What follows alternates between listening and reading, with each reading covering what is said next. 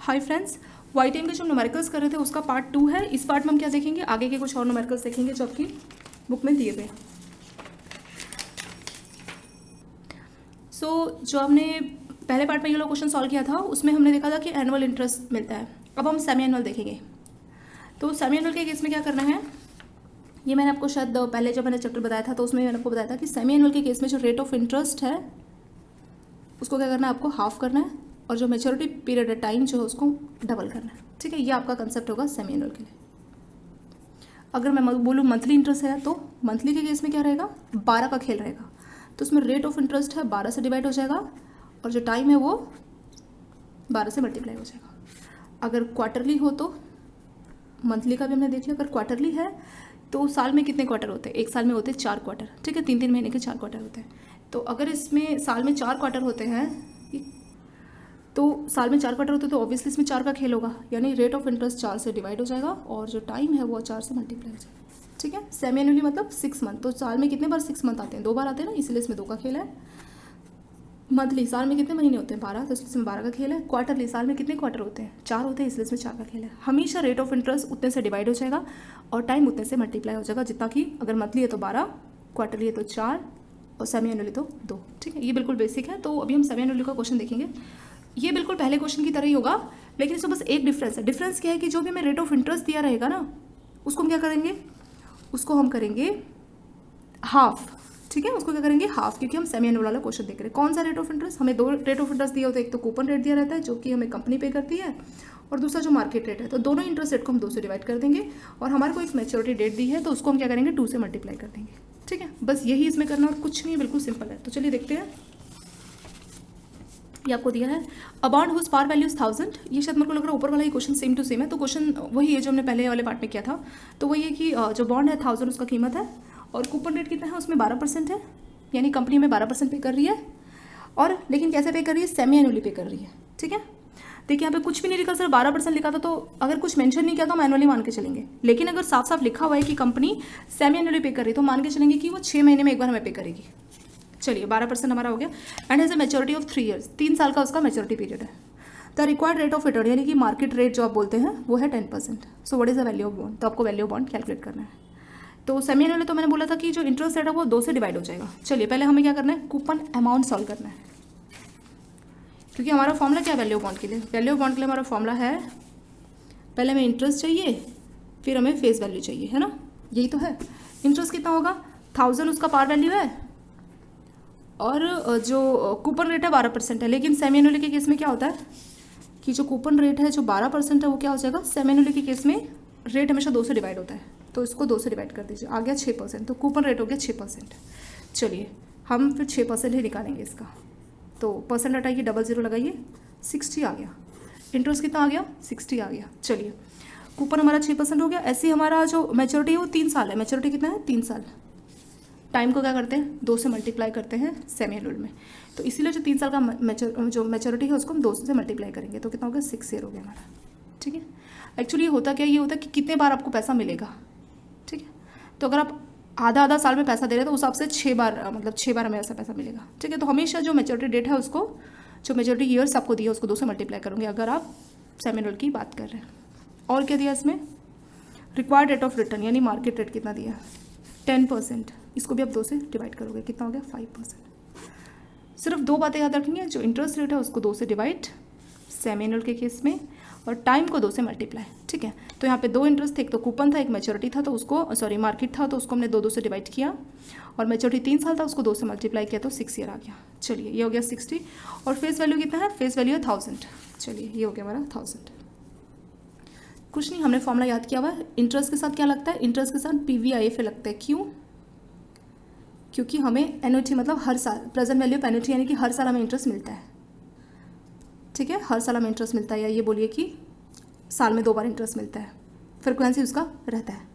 चलिए तो हमने स्टार्ट कर लिया। PVIF ब्रैकेट में क्या लगेगा, ब्रैकेट में लगेगा कितना, मार्केट रेट है। मार्केट रेट कितना है, 5%।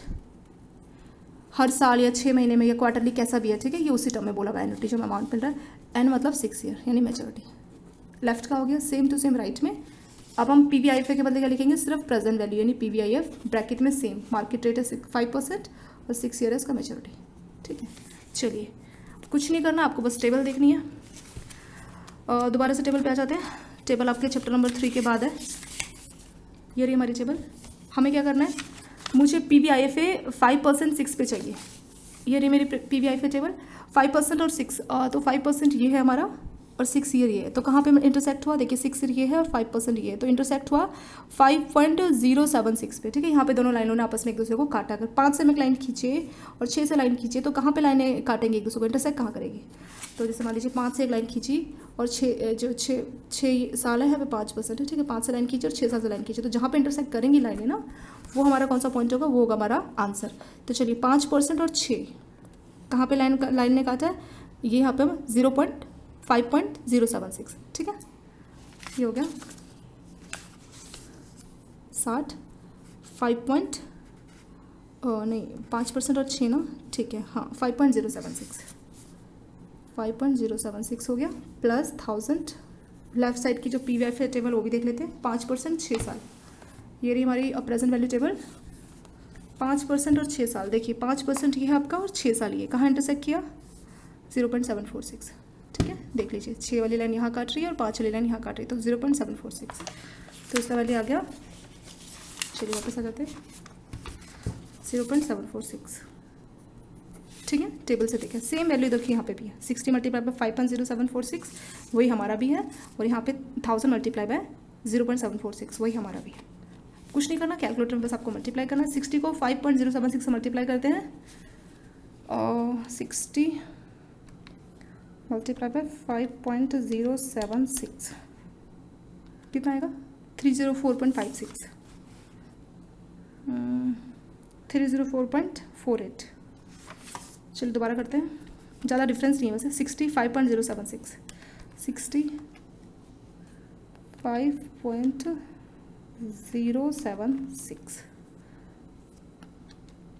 304.56। चलिए इतना डिफरेंस नहीं है, 0.48 ऐसे किया हुआ है, 304.56 आप लिख लीजिए। 1000 का अगर आप 746 से मल्टीप्लाई करेंगे, पॉइंट इसका पॉइंट हटाइए तो 1000 वैसे ही आपका आ जाएगा डिनोमिनेटर में, तो ये कैंसिल हो गया, तो आ जाएगा 746। इन दोनों को ऐड कीजिए, 304 को 746 में ऐड कीजिए, प्लस 746 कितना हुआ, 1050.56। ठीक है, 1050.48, 56 वैसे आ रहा है, बुक में 48 दिया पर एक है, पॉइंट के बाद इतना खास फर्क नहीं पड़ता। ठीक है, तो ये वाला आ गया बॉन्ड वैल्यू। देखिए दोबारा दूसरा जो न्यूमेरिकल है ये भी हमने सॉल्व कर लिया। करंट यील्ड और मॉड ये मैं आपको पहले बता चुकी हूँ। करंट यील्ड कैसे निकालते हैं ये मैं आपको पहले ही बता चुकी हूँ, बस इसका सिंपल सा फॉर्मूला है। फॉर्मूला क्या है, फॉर्मूला है current yield is equal to current yield, ये इंपॉर्टेंट है इसलिए मैं आपको दोबारा बता रही हूँ। Current yield is equal to coupon जो आपका इंटरेस्ट रेट है divided by current market price. ठीक है, करंट मार्केट प्राइस और कूपन इंटरेस्ट रेट, जो भी आपको कूपन दिया है और मार्केट प्राइस कितना है। चलिए बॉन्ड का फेस वैल्यू 1000 और कूपन इंटरेस्ट रेट है 8%, तो कूपन अमाउंट कितना हुआ, कूपन इंटरेस्ट कितना है, कूपन हमें निकालना है कितना हुआ। चलिए 1000 उसका फेस वैल्यू और 8% कूपन है, तो 1000 का हम क्या करेंगे, 8% निकाल लेंगे, कैलकुलेट करेंगे। ये इसको आप परसेंट हटाइए तो 00 लग जाएगा, तो आ गया 80, तो कूपन इंटरेस्ट रेट है 80। करंट मार्केट प्राइस कितना है, लिखा ना, it is quoted in the market at 800, तो मार्केट प्राइस हो गया 800 रुपये।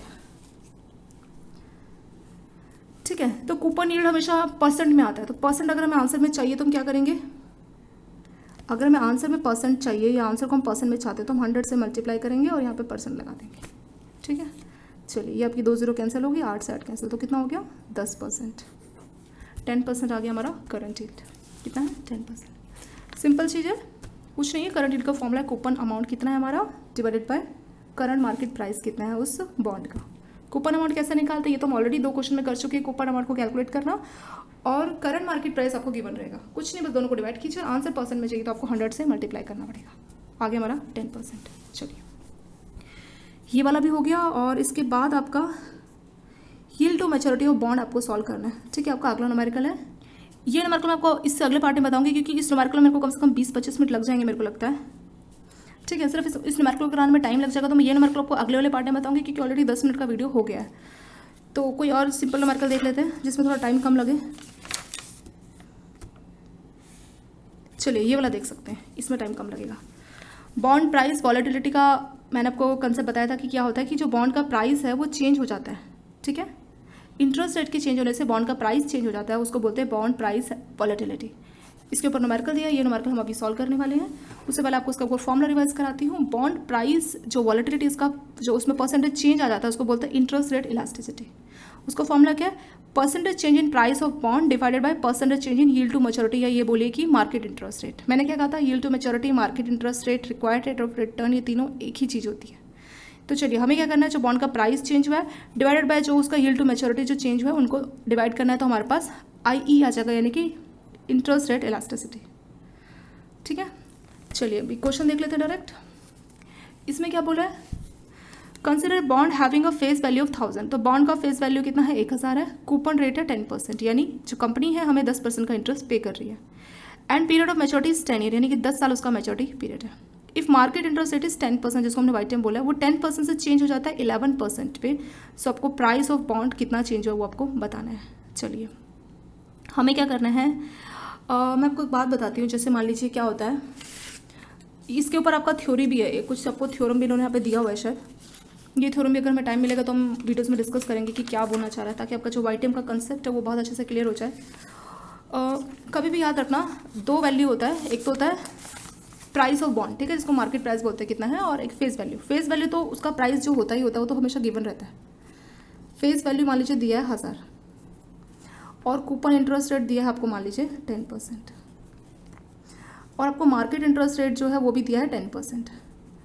तो अगर कभी भी आपको जो कूपन इंटरेस्ट रेट है, यानी जो कंपनी में पे कर रही है, और जो मार्केट इंटरेस्ट रेट है, वो दोनों अगर कभी भी बराबर हो ना, तो उस केस में क्या होगा, मतलब जो कंपनी में इंटरेस्ट पे कर रही है, मार्केट में भी वही इंटरेस्ट रेट चल रहा है, तो मार्केट का जो प्राइस ऑफ बॉन्ड होगा, जो वैल्यू या प्राइस ऑफ बॉन्ड है, वो कितना होगा, वो सेम होगा जितना कि फेस वैल्यू है।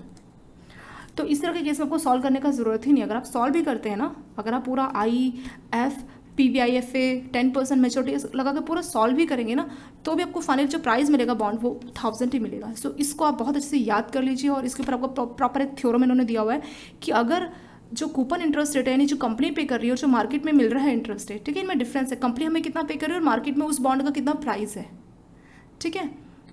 तो अगर दोनों के दोनों बराबर है, ये 10% और वो भी 10% है, तो उस केस में आपको मार्केट वैल्यू, अगर कभी भी वैल्यू ऑफ बॉन्ड निकालने को बोलता है, प्राइस ऑफ बॉन्ड जो हम कैलकुलेट कर रहे थे ना अपने फॉर्मूले से, वो आपको निकालना नहीं है। क्यों? क्योंकि फेस वैल्यू हमेशा गिवन रहेगा और फेस वैल्यू ही मार्केट प्राइस होगा, यानी कि 1000 ही होगा, ठीक है। तो ये बात आपको याद रखनी है। इस पर थ्योरम है और उस पर प्रूफ भी है। अगर टाइम मिला तो वो वाला वीडियो में सॉल्व करेंगे, सॉरी वो क्वेश्चन को हम एक वीडियो में सॉल्व करेंगे। मैं दिखाऊंगी आपको कैसे दोनों वैल्यू सेम आ रही है। चलिए अभी के लिए आप इसको याद रखिए। वही चीज़ इन्होंने यहाँ पे की, देखिए मार्केट प्राइस 10 था, तो जो प्राइस ऑफ बॉन्ड है वो भी कितना होगा, वो भी होगा 1000 सेम। तो 10% के लिए उन्होंने सॉल्व नहीं किया, जो मार्केट रेट 10% है उसके लिए उन्होंने मान लिया कि प्राइस कितना होगा, सेम होगा जितना कि फेस वैल्यू। फेस वैल्यू कितना है, 1000। सो जब 10% मार्केट इंटरेस्ट रेट है तो प्राइस ऑफ बॉन्ड कितना है, वो भी सेम होगा जितना कि फेस वैल्यू, क्योंकि कूपन रेट भी 10% और करंट मार्केट प्राइस भी 10% है, दोनों बराबर है। तो ये कितना होगा, 1000 ही होगा, ठीक है। प्राइस कितना होगा, 1000 ही होगा। अभी क्या करना है कि जो करंट मार्केट रेट है 10 से वो 11% हो गया है। बाकी चीज़ें सेम है, बट मार्केट रेट 10 से 11% हो गया, यानी कि जिसको हम market rate YTM required rate of return बोलते हैं ना, वो 10 से भी क्या हो गया, 11% हो गया। तो 11% आपको रेट निकालना पड़ेगा। 11% में तो रेट अलग आएगा ना, जो प्राइस है वो अलग आएगा। क्यों? क्योंकि कूपन रेट 10% है और मार्केट रेट हो गया 11%। तो उसको सॉल्व करना होगा। कैसे करना है सॉल्व? चलिए 1000 उसका प्राइस ऑफ बॉन्ड है, प्राइस जो फेस वैल्यू है बॉन्ड की कितनी है, 1000 है। कूपन अमाउंट इंटरेस्ट रेट कितना है, 10% है, और मार्केट इंटरेस्ट रेट कितना है, 11% हो गया है। तो बोल रहा है कि प्राइस ऑफ बॉन्ड बताइए। हमने बहुत सारे क्वेश्चन सॉल्व किए। कैसे करते हैं, पहले हमें कूपन अमाउंट निकालना है, यानी इंटरेस्ट निकालना है, फिर हमें फेस वैल्यू रखनी है। इंटरेस्ट कितना है, 1000 का फेस वैल्यू, और कूपन जो इंटरेस्ट है उसी को हम इंटरेस्ट बोलते हैं। तो 1000 का आप 10% निकाल लीजिए, कितना हो गया, 100 हो गया ना। तो इंटरेस्ट आ गया 100 रुपये, प्लस फेस वैल्यू कितनी है, 1000। Face value bond is interest के साथ हमेशा क्या लगता है, इंटरेस्ट के साथ हमेशा लगता है PVIFA। मार्केट इंटरेस्ट रेट कितना है, 11%। मैच्योरिटी ऑफ बॉन्ड दिया हुआ है ना, period of maturity is 10 year. So N है हमारा मैच्योरिटी 10 ईयर। चलिए 11% 10 ईयर लगा देते हैं। 1000 इसके साथ लगेगा मल्टीप्लाई में PVIF, सेम 11% और 10 ईयर। चलिए अब कुछ नहीं करना, टेबल देखनी, PVIFA और PVIFA, ओके, टेबल देखनी है और PVIF टेबल देखनी है। चलिए टेबल पे आ जाते हैं।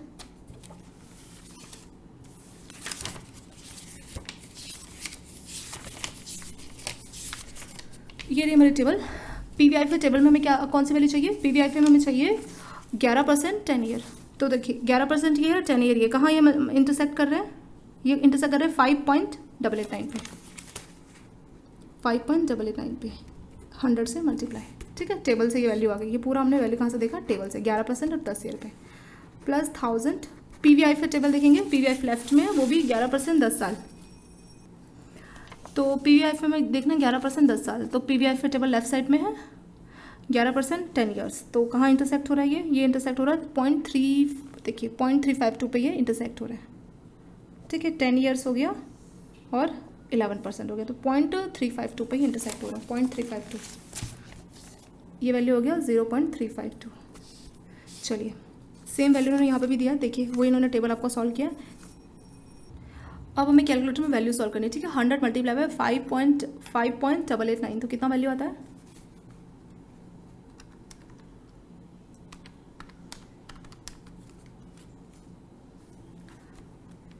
ये आ रहा है 588.9, ये आ रहा है 588.9, और 1000 को अगर आप 0.352 से मल्टीप्लाई करोगे तो आपका पॉइंट कैंसिल हो गया, तो डिवाइड में आपका 1000 ही आ जाएगा, तो ये इसको कैंसिल कर देगा, तो डायरेक्ट 352। सो 588.9 को 352 में ऐड कीजिए तो कितना आएगा, सिंपल मैं ऐड कर रही हूँ कैलकुलेटर में, प्लस 352, ये आएगा 940.90, ठीक है। चलिए 940.90, देखिए आपका वैल्यू बॉन्ड कितना है, 940.90। इन्होंने ज़्यादा पूरा कैलकुलेट नहीं किया है, पर कैसे कैलकुलेट होता है वो आपको यहाँ पे पता है, ठीक है। 940.90, चलिए ये हमारा प्राइस ऑफ बॉन्ड आ गया। तो जब 10% थे, जब 10% था तो प्राइस ऑफ बॉन्ड था 1000, और जब 11% हो गया तो प्राइस कितना हो गया, 1000 से कितना हो गया, देखिए जब मार्केट रेट 10% था तो प्राइस ऑफ बॉन्ड कितना था, 1000 था। अभी 10 से 11% हो गया तो वैल्यू ऑफ बॉन्ड कितना आया, 940.90 है। इससे आप ये भी देख सकते हैं कि जो मार्केट रेट है और जो बॉन्ड प्राइस है वो इन्वर्सली है। 10% मार्केट रेट है, बॉन्ड प्राइस 1000 है, 10 से 11% हो गया तो ये घट गया, ठीक है, 1000 से कम होकर 940.90 आ गया। तो बॉन्ड, कई बार ये क्वेश्चन में 1 नंबर में पूछते हैं कि जो बॉन्ड प्राइस और मार्केट रेट है उसमें कैसा रिलेशन होता है, तो वो हमेशा इन्वर्स रिलेशन होता है। इन्वर्स का मतलब अगर एक चीज़ बढ़ेगी तो दूसरी चीज़ घटेगी, उसको बोलते हैं इन्वर्स, ठीक है। तो आपने एग्जाम्पल भी देख लिया कि जब 10% है तो 1000 है वैल्यू ऑफ बॉन्ड, लेकिन जैसे ही 10 से 1% बढ़ा यानी 11 हुआ तो वैल्यू ऑफ जो बॉन्ड है वो 940 हो गया, यानी कम हो गया, ये बढ़ रहा है और वो कम हो गया। तो इससे क्या पता लगा, इससे यही पता लगा कि मार्केट इंटरेस्ट रेट और वैल्यू ऑफ बॉन्ड में हमेशा इन्वर्स रिलेशन रहता है, और ये पॉइंट बहुत इंपॉर्टेंट है। बहुत बार इसी पॉइंट के ऊपर क्वेश्चन पूछते हैं कि वैल्यू ऑफ बॉन्ड और मार्केट रेट में रिलेशन कैसा होता है, ठीक है। और कई बार डायरेक्ट क्वेश्चन रहता है कि जो वैल्यू ऑफ बॉन्ड 10% था तो फेस वैल्यू 1000 है, और वैल्यू बॉन्ड अगर बढ़ेगा तो ये इंक्रीज होगा डिक्रीज होगा, तो कई बार आंसर ऐसे इंक्रीज डिक्रीज ऐसे में भी दे देते हैं, करेक्ट वैल्यू नहीं पूछते। तो इस कंसेप्ट को आप याद रखिए कि market interest rate is inversely proportional to value of bond, ये बढ़ेगा तो ये घटेगा, ये बिल्कुल याद रख लीजिए, बहुत इंपॉर्टेंट लाइन मैंने आपको बताई है। चलिए अब कुछ नहीं करना, हमें अपना आई सॉल्व करना है। आई मतलब इंटरेस्ट इलास्टिसिटी, क्या फॉर्मूला था, percentage change in price of bond, percentage change in yield to maturity. चलिए कितना हुआ है, जो प्राइस ऑफ बॉन्ड है कितना चेंज हुआ है, कितना चेंज हुआ है, देखिए ये आपका हुआ है percentage change in price of bond कितना हुआ है, देखिए कितना चेंज हुआ है। ये आपका पहले प्राइस ऑफ बॉन्ड था 1000 से 940.90 हो गया है, ठीक है, तो घट गया ना, पहले 10 पे था, अभी घट गया, कितना घटा है, 1000 था ओरिजिनल प्राइस, 940.90 अभी जो हमने कैलकुलेट किया, डिवाइडेड बाय जो ओरिजिनल प्राइस था, ओरिजिनल कितना था 1000, मतलब पहले कितना था, ठीक है, multiply by 100, divided by percentage change in yield to maturity, मतलब मार्केट रेट कितना चेंज हुआ, 10 से 11%, बस 1% इसमें चेंज आया। चलिए अभी इसको सॉल्व करते हैं, कैसे करेंगे, 1000 में से आप 940.90 को माइनस कीजिए, 1000 माइनस 940.90 क्या वैल्यू आई है, 59.1, और वो भी किस में, माइनस में, क्योंकि ये वैल्यू छोटी है ना, तो माइनस का 59.1 डिवाइडेड बाय 1000 मल्टीप्लाई बाय 100। चलिए ये हमारा 2 0 कैंसिल हो गए यहाँ पे, तो 59.1 को अगर मैं 10 से डिवाइड करूँगी तो कितना आ जाएगा, मेरे को मिलेगा 5.91, ठीक है। सो 1% चेंज आया है किसमें, उसमें तो सिर्फ 1% चेंज आया ना, 10 से 11%, लेकिन जो प्राइस ऑफ बॉन्ड है उसमें कितना चेंज आ गया, उसमें 5.91 का चेंज आ गया, वो भी नेगेटिव है। वही लाइन उन्होंने यहाँ पे भी लिखी, देखिए ये 10% क्यों लिखा है, नहीं होगा, ये सिर्फ 1% है। चलिए it implies that 1% change in Y T M, मतलब सिर्फ 1% ही चेंज आया ना, 10 से 11% हुआ तो 1% change in Y T M, it cause 5.91% change, कितना प्राइस ऑफ बॉन्ड में कितना चेंज आया है, किसी भी चीज़ का जो बॉन्ड प्राइस है पहले 1000 था, अभी 940.90 हो गया, तो कितना चेंज आया है? तो चेंज कैसे निकालते हैं? दोनों को माइनस कर देते हैं, फिर डिवाइड बाय जो ओरिजिनल प्राइस था, तो ओरिजिनल पहले था 1000, और अगर परसेंट में चाहिए तो आंसर में क्या लगा देंगे? 100 लगा देंगे, ताकि ये भी हमारा आंसर आ जाए 100 में कि कितने परसेंट है। तो ये परसेंट से परसेंट हमारा कैंसिल हो गया, आप ऐसे बोल सकते हैं।